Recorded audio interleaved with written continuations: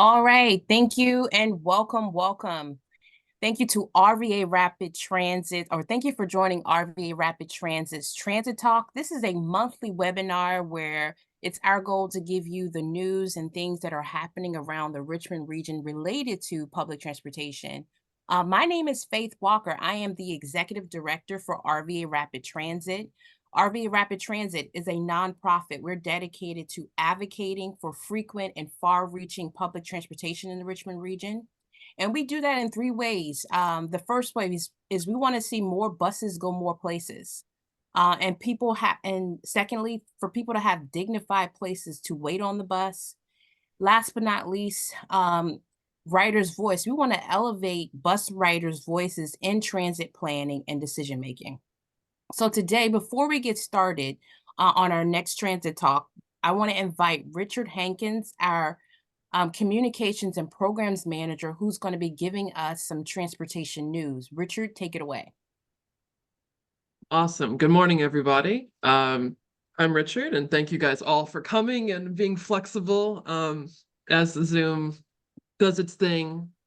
So I'm just going to catch you all up with a little bit of transit news. There have been some high-profile retirements that are happening. We're really sad that, though happy for them. Jennifer DeBrule, the director of the Virginia Department of Rail and Public Transportation, or GRPT, she will be retiring along with Vaughn Tisdale, the executive director of Ride Finder. So we wish them the best and, thank them for their service. GRTC had a high-profile hire of Mark Renee, the new director of finance. So we're really excited for that. And I know that GRTC is really excited as well. For those who have been following the craziness to get a bus shelter installed on many of Virginia's roads, thankfully the wheels of democracy are turning, and there has been an official bus shelter bill text submitted to the legislature that'll be patroned by Dolores McQuinn. So thank you especially to DRPT and Virginia Transit Association for helping out with that. And then finally, I think Stephanie's going to drop in the link, GRTC's transit strategic plan. So for those who haven't gotten involved in the next 10 years of GRTC bus routes, we really encourage you guys to fill it out. You can fill it out through the 27th, so there is time. So that's all I have. I think I'll turn it over. Stephanie, are you doing the writer's voice? Cool. So I'll go to the next slide. Yes, and thanks, Richard, and good morning, everyone.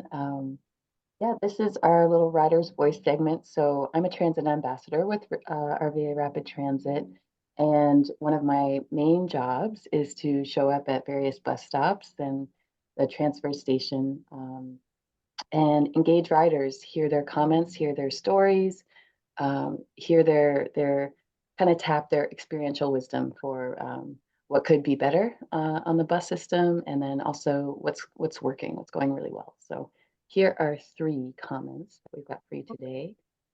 Do you want me to play them just in a row? Yeah, why don't we'll pause between each one. It'll just be quick. Yes, my name is Angela Riley. About the GRTC bus, I'm just thankful that we do have transportation, such as the GRTC bus, because most of the time, none of us have transportation, and I thank God that they take the time out for us. Even though they do get paid, I still think that they will have a heart to get us to and from where we need to go at. And also, as passengers, we also have to realize that some of us get upset sometimes because we can't get where we need to get at, but we have to realize that there are some complications that GRTC buses have no control over, like detours and different places like that. Yeah. So I'm just grateful for GRTC buses, and thank y'all drivers very much. Yeah, I thought that would be a good one to start with. Just a little reminder, a refresher of like, oh yeah, bus drivers have a big job and they're doing it really well. So. Okay. Yeah, my name is Ken, and I'm a bus rider. The only problem that I have is I'm looking for work right now. It doesn't go out to Mechanicsville. A lot of Indeed jobs that I get on the internet are in Mechanicsville and further out in Chester. And that's the only thing that I can think of to make it any better. So that's Ken, and Ken hopefully we'll get maybe some of his interest kind of fulfilled with this conversation we're about to have with Henry Bendon from GRTC, who's about to talk about the microtransit that's coming that will push service through further deeper into Mechanicsville. So that's awesome. And then we've got Angie up. Hello, my name is Angie, and I take the 7A and the 7B most of the time to get to doctor's appointments for my kids, to do grocery shopping, and to get back and forth to work. For the bus to be able to come every 30 minutes would be beneficial for myself, and just because I'm trying to start a new job with Amazon, and right now I can't get the shift that I need with my kids because the bus comes every hour. So that prevents me from being able to get a better job to support my family. If the bus came every 30 minutes, it would change everything for me.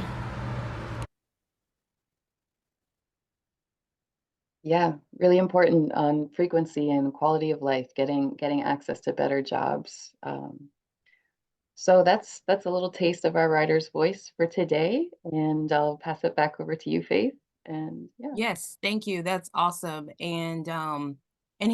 Today I'm excited to have this conversation about creative ways of how we can get people moving in locations and areas where fixed routes may not currently make sense. And so today we're going to be talking about microtransit, and I'm so excited to have two experts on that topic within our region. First, I want to invite DRPT's new transportation planning director, Tiffany Dubunsky. Kudos to her for that position and congratulations. I want Tiffany to come on board and teach us and let us know, hey, what is microtransit? Why does it make sense? And then also, how is the DRPT assisting transit agencies across our state in this new concept? So Tiffany, please take it away. Thank you so much, Faith. Thank you so much to RVA Rapid Transit to invite me to actually talk a little bit about microtransit and just about mobility. So we're seeing this really big shift in general about not just answering the question of whether we need public transportation, but what can we find in terms of solutions that are outside of what we're seeing today that can help meet some of those unique needs that are in low density or more rural areas.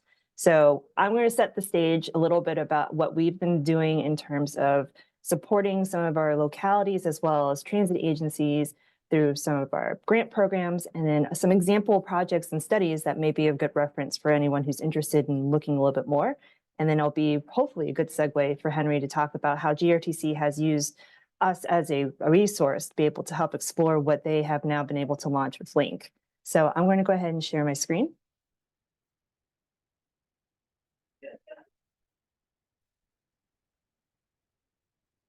And I'll ask either someone to just confirm that you can see the PowerPoint.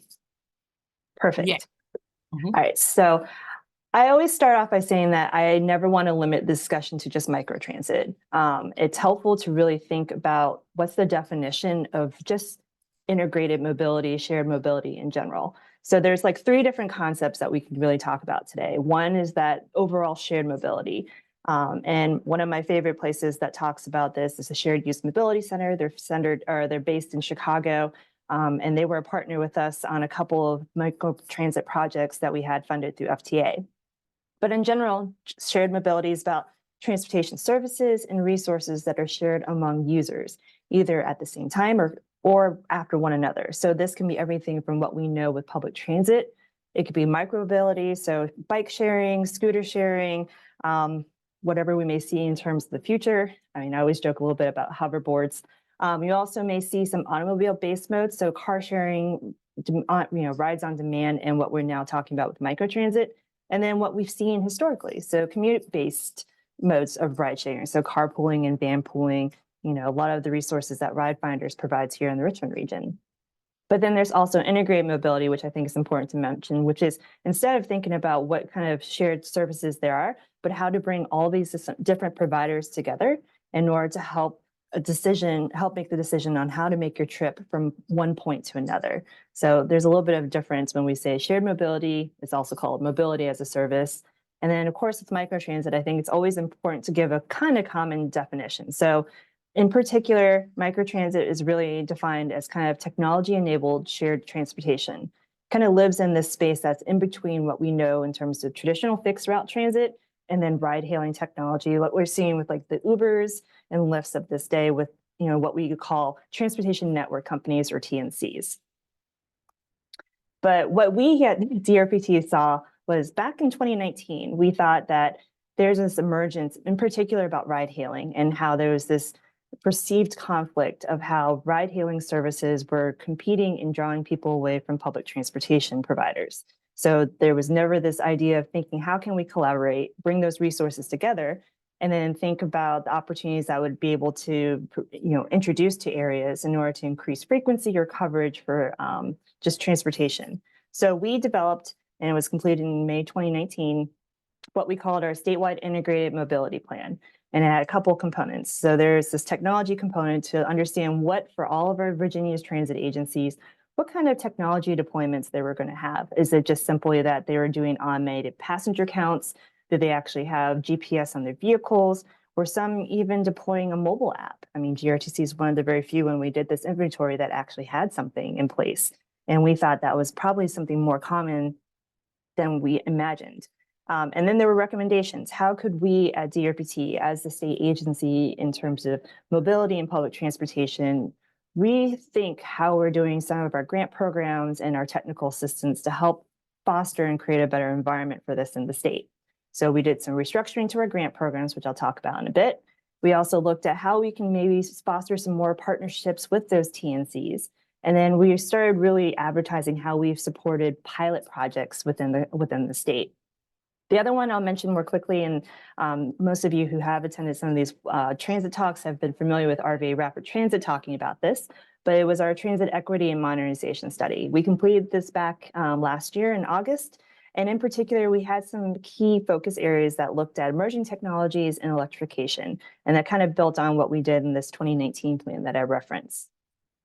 So why I bring that up is that it gave us this framework to really say that, okay, we're seeing that our agencies really want to explore more mobility services, more specialized transportation, plenty of these options that are out there. And so I only had 20 minutes, and I wanted to make sure that I highlight the breadth of what we're looking at.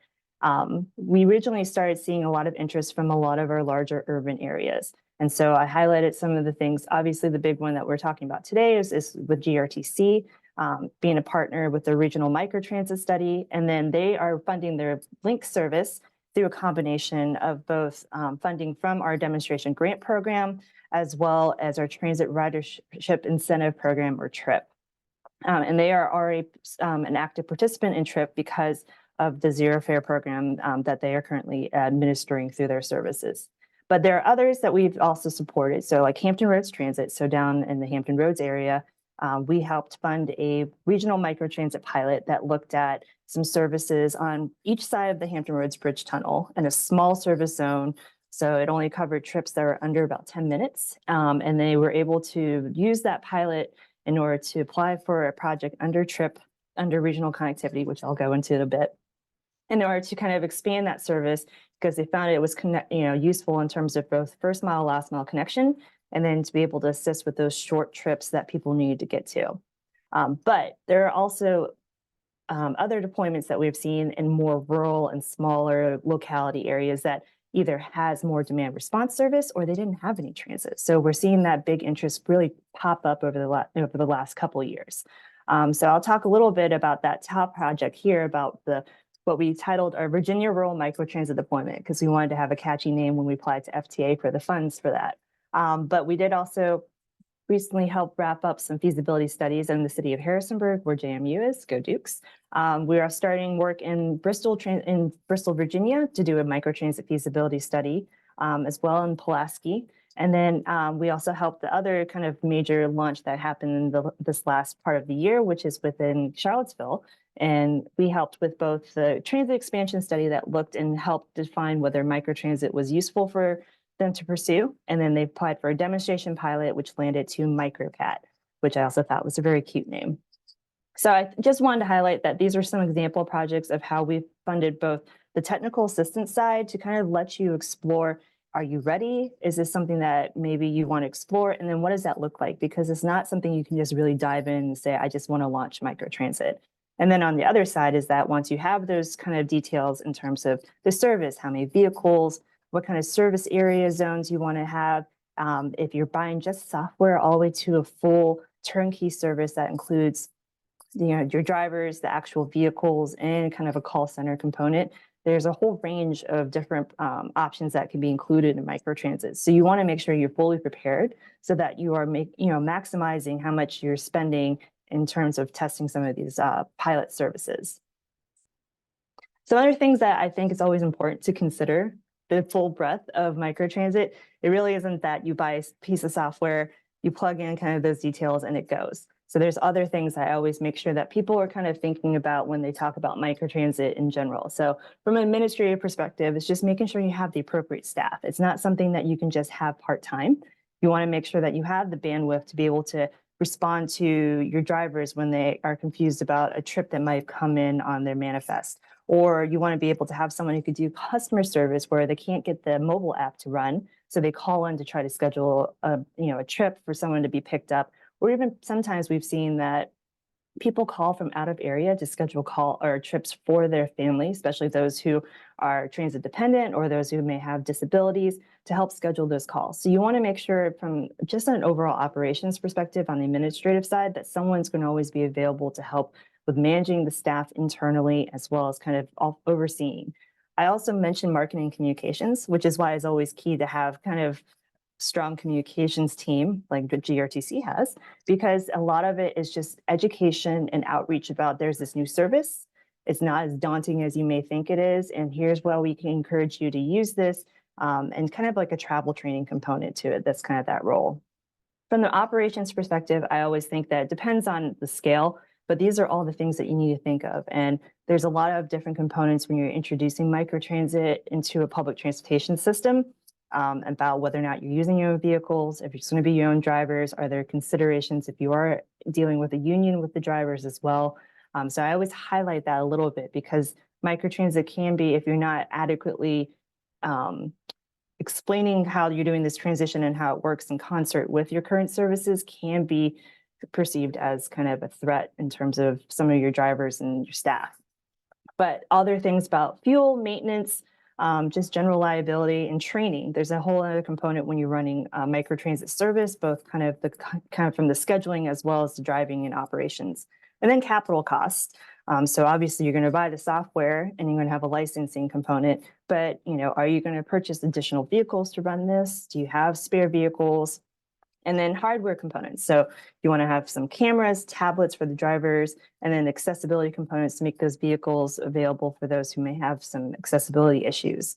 And then your own facilities. So if you're going to expand, do you have enough room in your facility to accommodate? There's a lot of things that we always want to encourage when we're thinking about introducing the concept of microtransit. And so I just put this up here because there's a lot of details to go into it.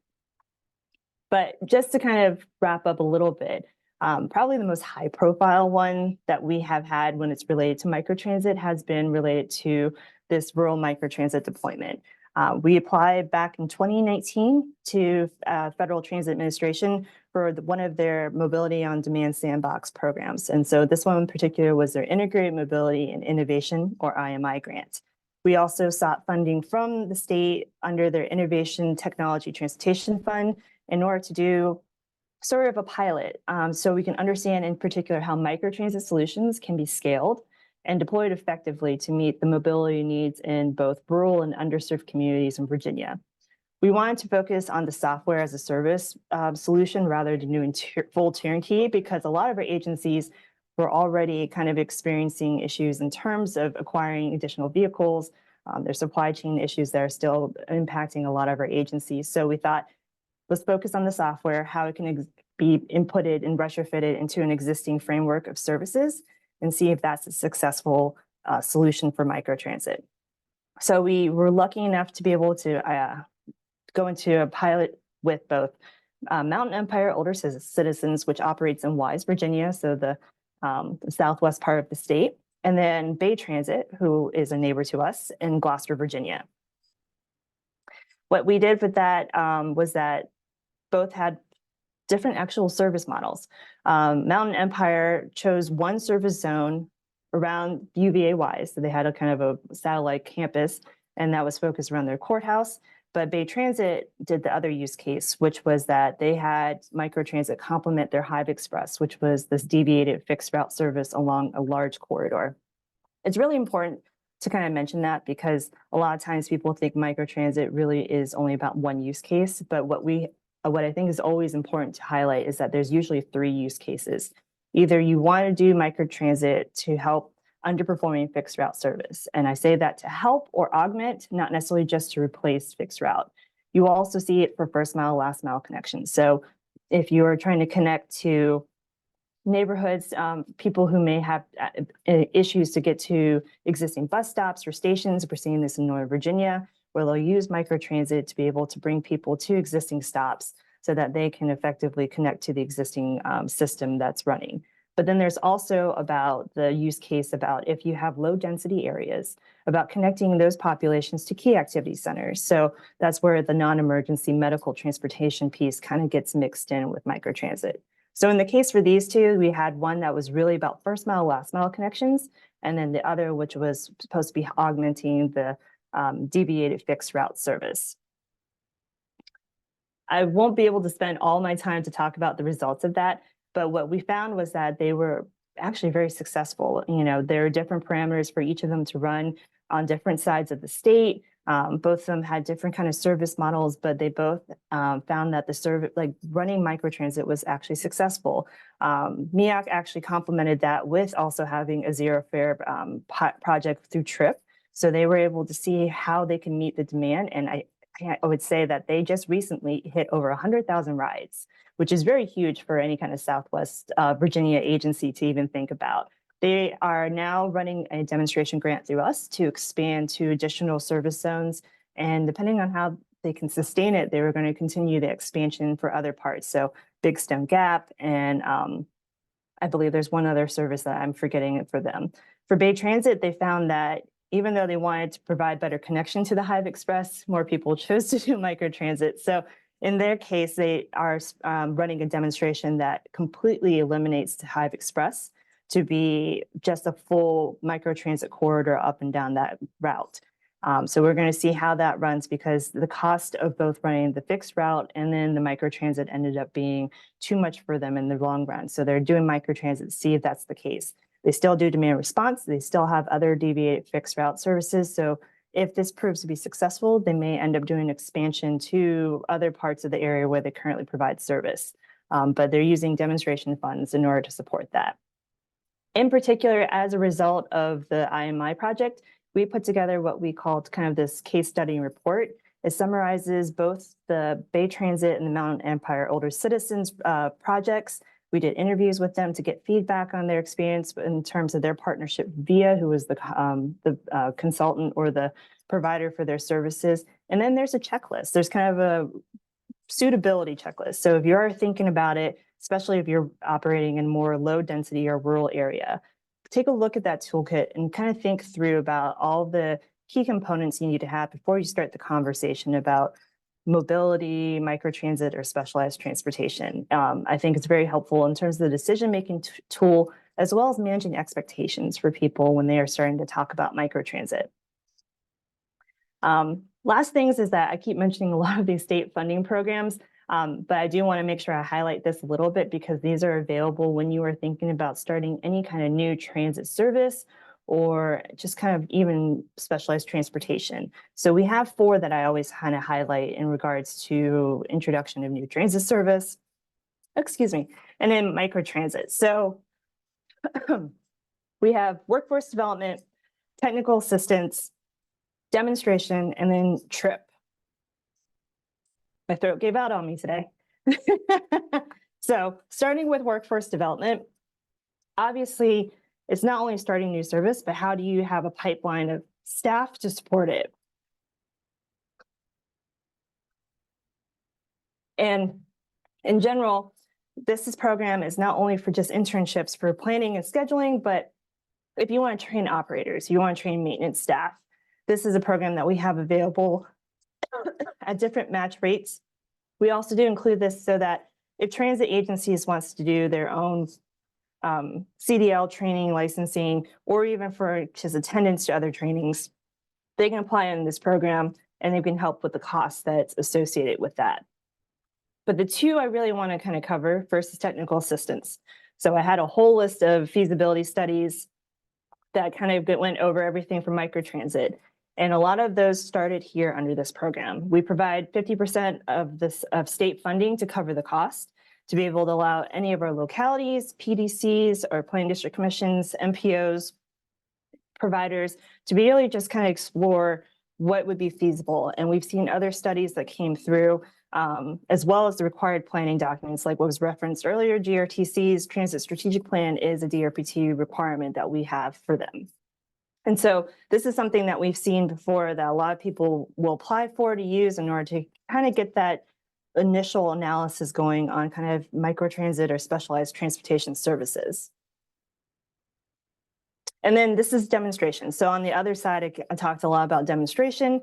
And in this particular, it started off of just, let's go ahead for anyone that wants to do new fixed route, new commuter route, or express route services, apply through here. But we saw that people were interested in innovation and technology. So we've also funded through this program low-speed automated vehicles. So the one that's probably most notable is the relay shuttle that was in Fairfax County around the Mosaic District.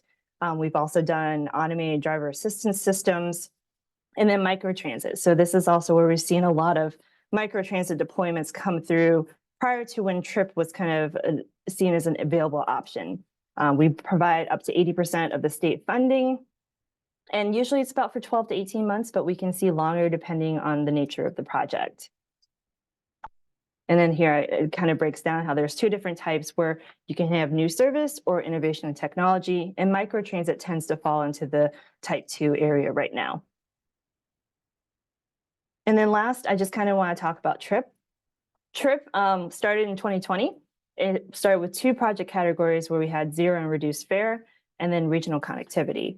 But just this past, I believe, September or October, we introduced two new eligible project categories, which I think are important to note, which is public safety and passenger amenities.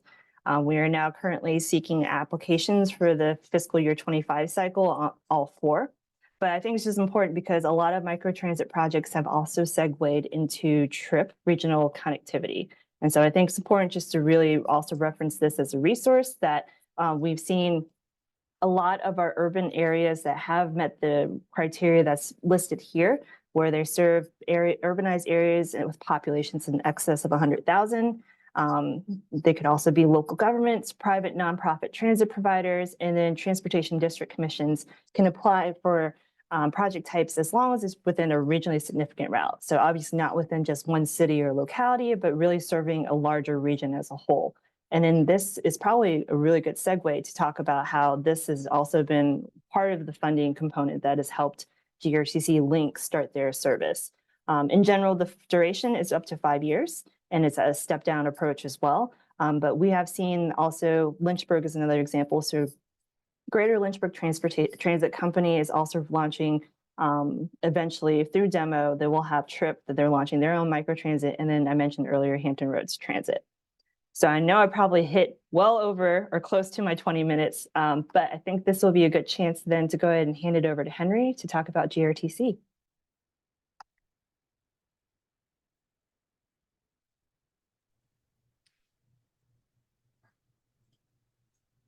First of all, I definitely feel like we could have let you go for even longer. I always love listening to you and the team talk about how these things actually get made. And it does make an excellent transition into me projecting my slides probably wrong again. Which side can you see? Oh, look at that. First time ever. So as Tiffany really excellent. Actually, let me back it up. First, let me thank Faith and Richard and the rest of the RVA Rapid Transit staff. It's just wonderful to be here.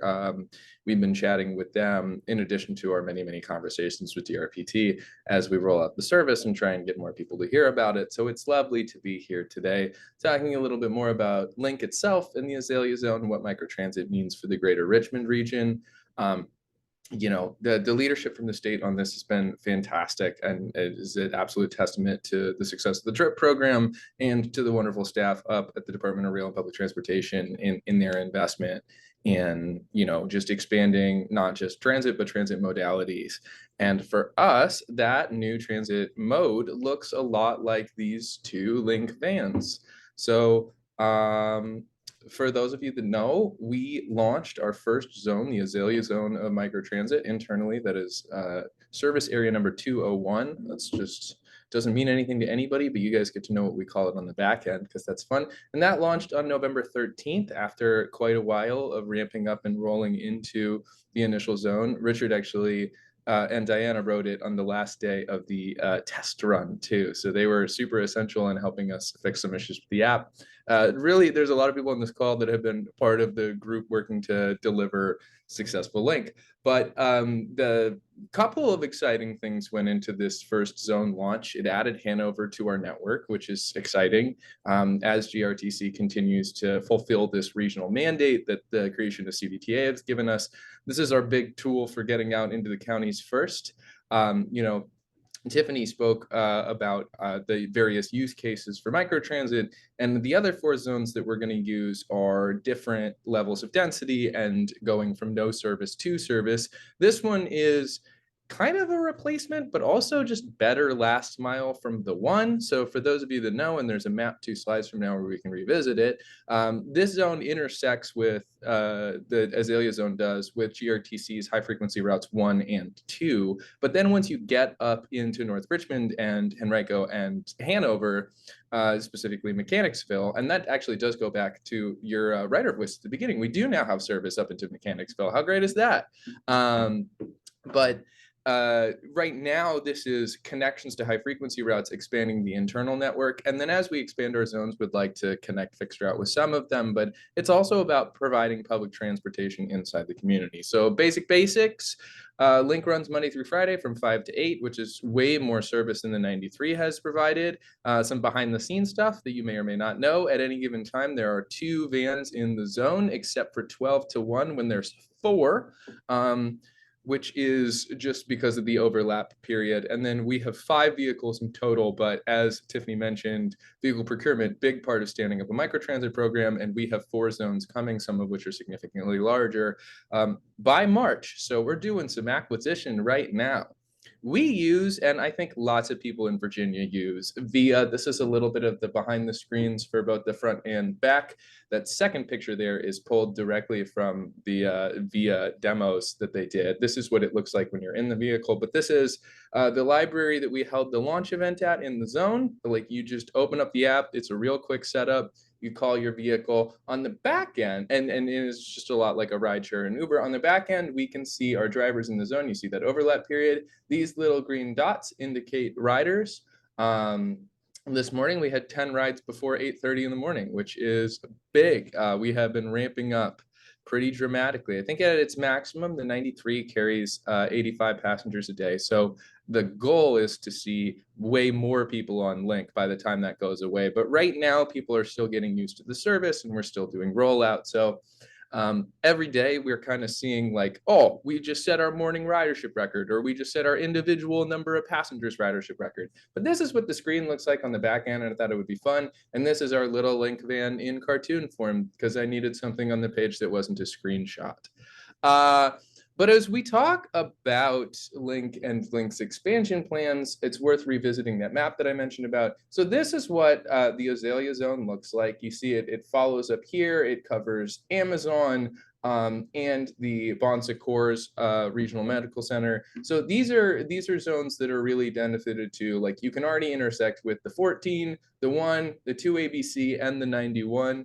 which, side note, 91 getting way more service in January. It's one of many buses in Henrico County that is getting a ramp up, so that's exciting. But this zone is really based on serving this lower density part of North Richmond and providing those last mile connections from existing fixed routes. You can get all the way downtown. The one's going to keep going up. And as people are able to get to these areas that they want to hit up in the Azalea zone, you can call the link from the one. When we look at these zones down here, Ashland obviously doesn't have any fixed route service. Whatever's going on in New Kent, I will tell you that there's some combination of green and red on this map, and it's not just to match my sweater. It's because this red is out of date, but we didn't have a new zone for Powhatan, and I wanted you guys to see all of them. So these are versions of the work in progress zones. Tiffany probably knows more about what they look like than I do as we get closer to ramp up, but these are the places that we will have microtransit service for the most part by the end of the fiscal year, which is really, really exciting. But there's a lot that goes into that. We need to get new vehicles. We need to continue to staff. And also throughout this whole process, we're not going to make any adjustments in week 4 of the pilot zone, but as we see demand rise and fall, we can adjust hours and drivers and vehicles in zones to make sure that our materials are allocated properly and just genuinely in the right place. We are lucky that not lucky actually, that implies that we didn't work ridiculously hard for it.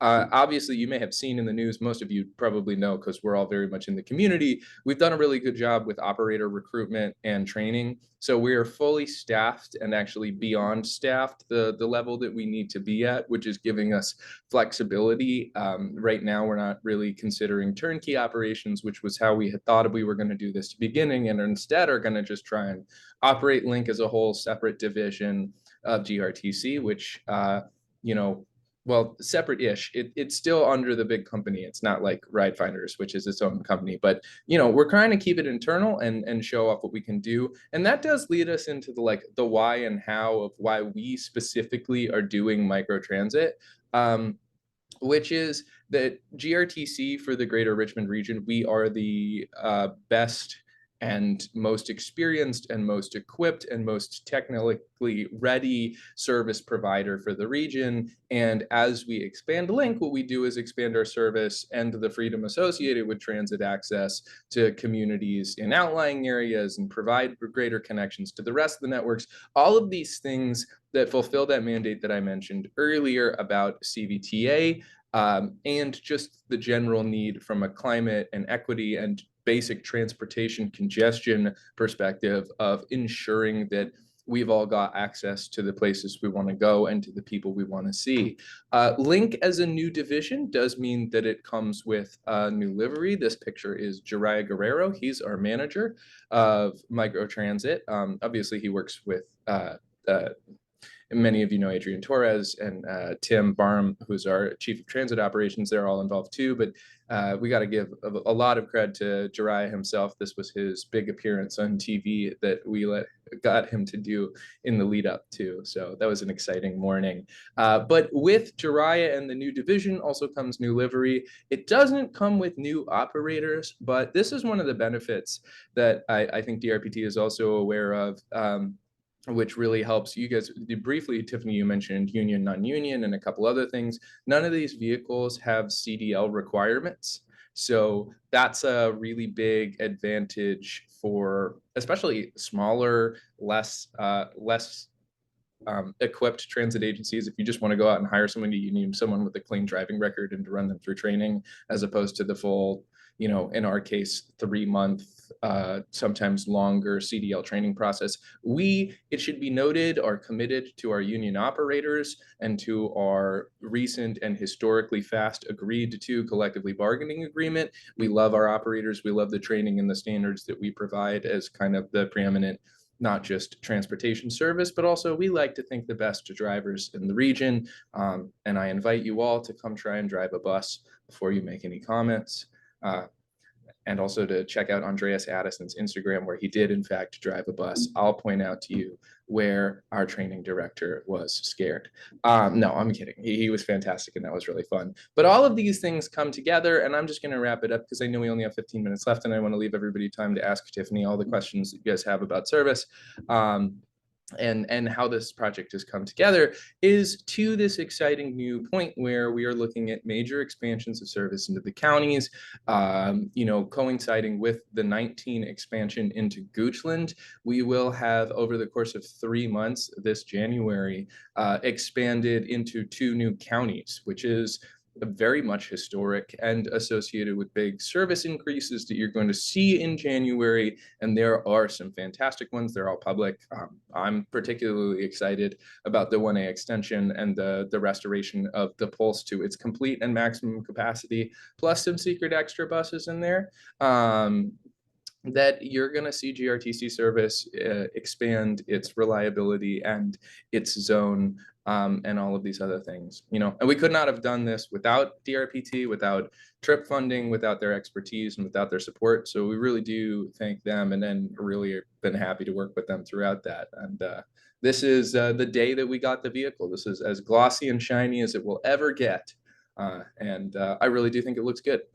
Adam Lockett, for those of you know, behind the design. Well, thank you, Henry and Tiffany.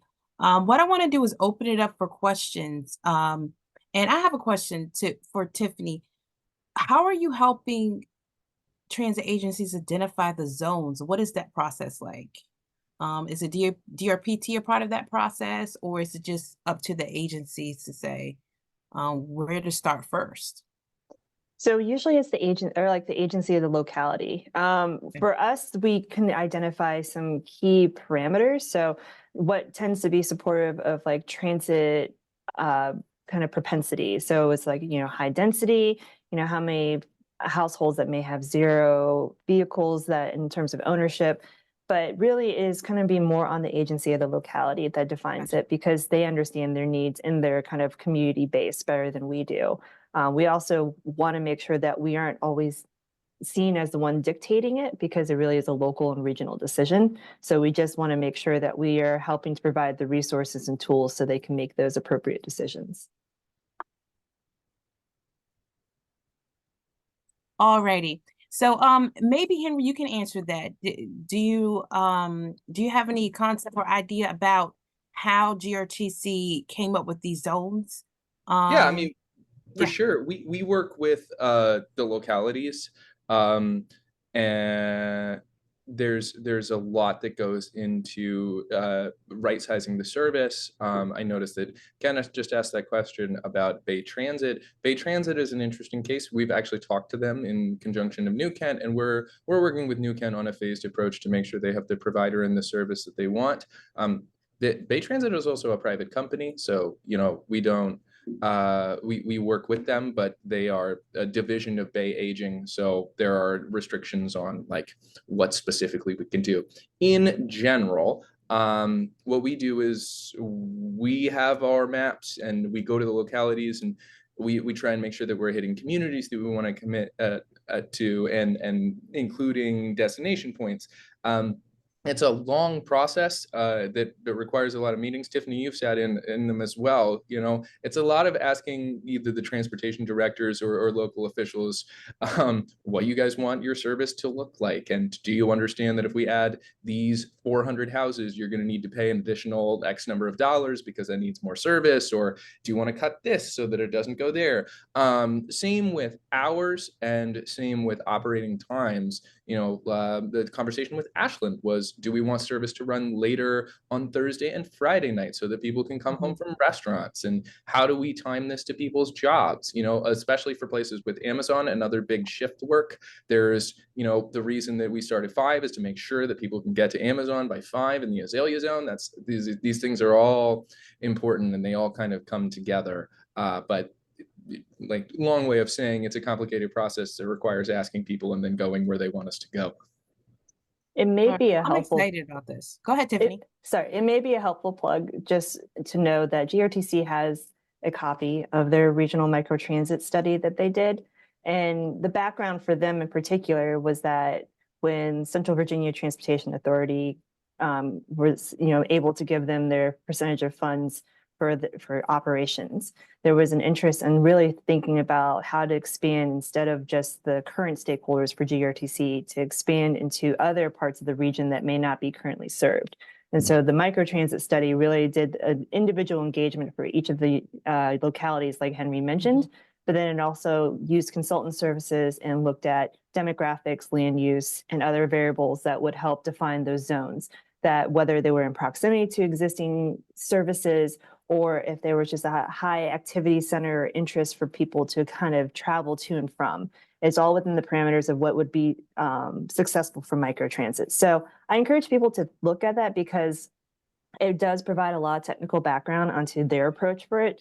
But there isn't a one size fit all approach for it, but it worked best for GRTC because of the scale. A lot of other times when you think about service, they only looking at one locality or one service area in particular. So it's easier to kind of go into a little bit more what we would say qualitative kind of descriptors versus just looking at data and, kind of the factual evidence that's there. But I encourage people to go to the look at the study and kind of get the background because it took, I want to say, almost a year and a half, 2 years to kind of do that effort. So it was a lot of investment. And in tandem, they were still doing their regional transportation plan that's required by CBTA, as well as their transit development plan at the time with us. So they have definitely done their work in terms of planning.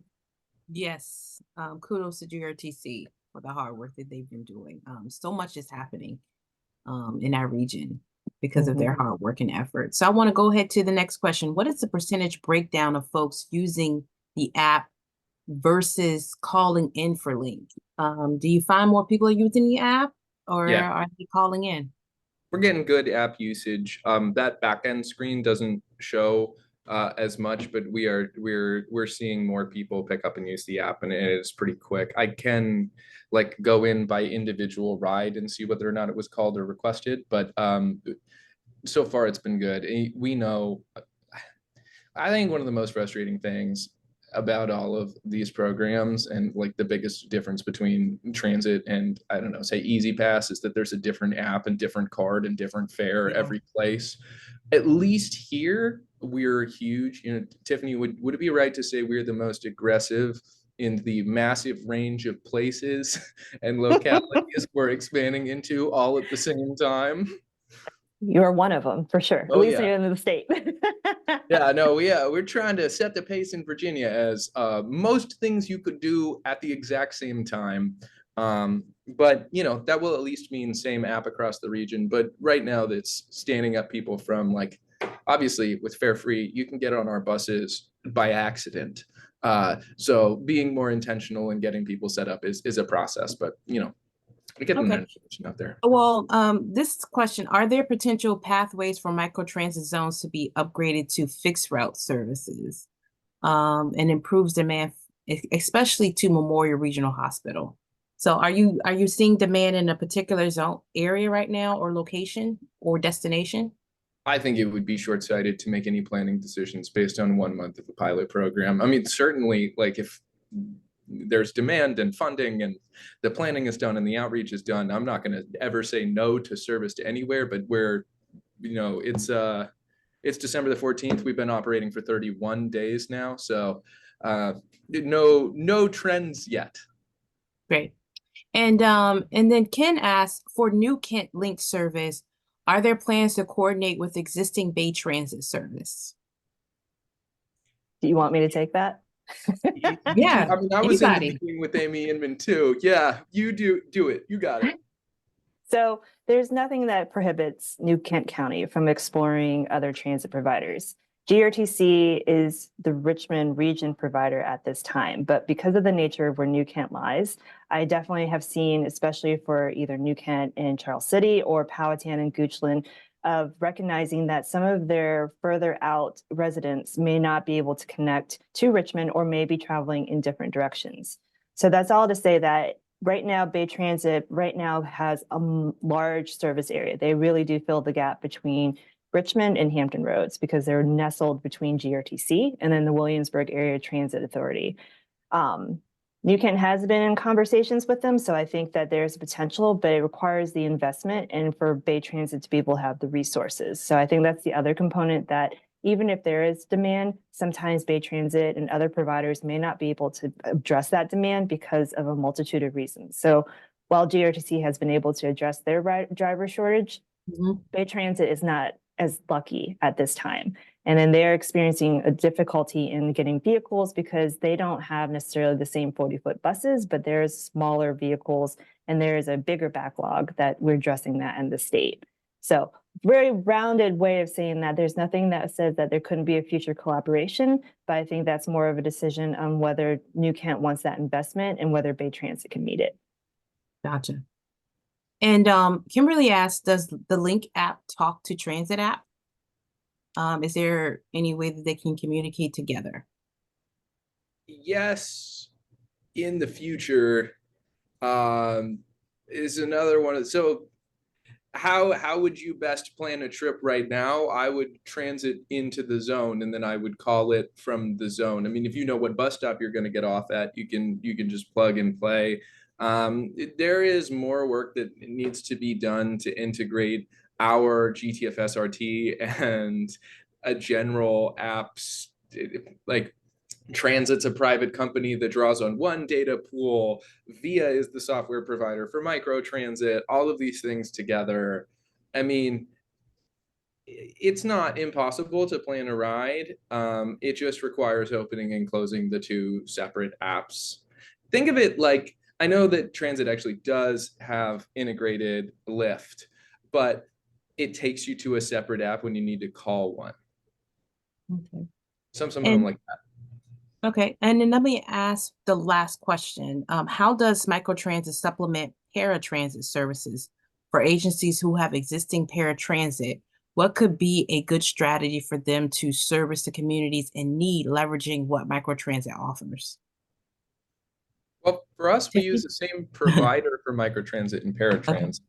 We use Via, and there are like right now, paratransit is offered in the Azalea zone, but it's not offered up in Ashland because that's just not part of our service area. So all of our vehicles, the vehicle that you're seeing is ADA accessible. It has a lift. It's got two things on board. I'm going to jump right into that, Kenneth. The whole point of the Microtransit. So yes, it provides point-to-point on-demand, fully accessible delivery. And I'll answer this one too. The idea of Microtransit is curb-to-curb service. So we're not going to put it in bus stops because you can stop anywhere. And also pedestrian accommodations, while we can put in a landing pad at our bus stops, that's on localities and we provide the service. So everything comes together, but you'd have to talk to each locality to figure out what they want to do in terms of sidewalks or landing pads or anything else. This has been a great conversation. I want to say big thank you to both Henry and Tiffany for joining us for Microtransit. I mean, we could have had a whole hour for both of you separately. So thank you so much for joining us. And we need to spread the word of Microtransit. This service is available within our region. It's absolutely free. And so if you can continue to make sure that folks within these zones, businesses, employers, are aware that this is available for their employers or the people they serve to access and get to those locations, it will be really helpful to make sure that these zones are successful. So thank you again, both of you. All right, so with that, I want to close out and say, take action. And so one of the first things that I want to encourage everyone to do is to ride the bus. That's the first thing that you can do to take action to help our region out. And then also too, by you riding the bus, it shows demand. So again, use Microtransit. Richard just gave us, I'm sorry, Henry just gave us some steps on how to use this incredible system and app. So ride the bus, y'all. And then adopt a stop. A lot of our local stops right now need servicing directly, and we're encouraging citizens to clean bus stops. So you can reach out to myself or Richard on how you can do that. Also, we want to know your story. We want to know your transit story. We want to know if you have a story using the transit app and you were able to successfully get to your location within that azalea zone, we want to spread the word of how it's helping you navigate, get to work. And then also donate. Your support helps us continue to bring more content like this. So, and then consider to be a monthly donor to keep our work going. I also want to plug in, we just had some conversations about apps and applications.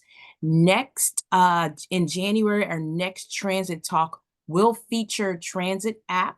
We're going to have a special guest from Transit app, who's going to highlight how to use Transit app, not just in the Richmond region, but Transit app is accessible all over the world.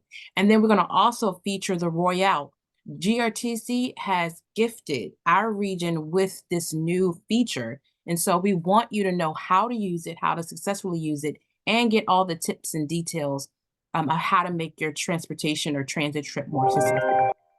So with that, thank you so much for joining our Transit Talk. Until next time, see you later. Bye-bye.